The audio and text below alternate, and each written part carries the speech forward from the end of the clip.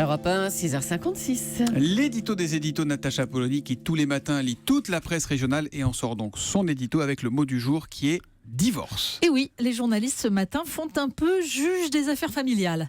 Le couple bat de l'aile, constate Mathieu Verrier dans La Voix du Nord. François Hollande et Manuel Valls, il s'agit d'eux, ne cessent de s'envoyer quelques piques par médias interposés. Alors dans les divorces, évidemment, on compte les fidèles.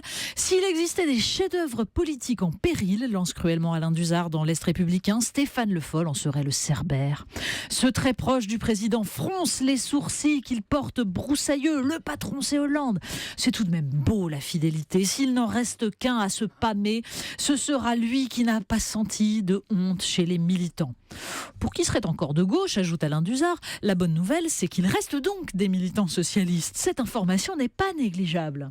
Bon, évidemment, dans tout divorce, certains se disent que le couple pourrait bien tenir encore. 6 semaines! Est-ce si intenable, se demande Jean-Michel Helvig dans La République des Pyrénées. 6 semaines d'ici l'échéance fixée par le président sortant lui-même pour se prononcer. C'est une éternité chez certains et comme dirait Woody Allen, l'éternité c'est long, surtout vers la fin.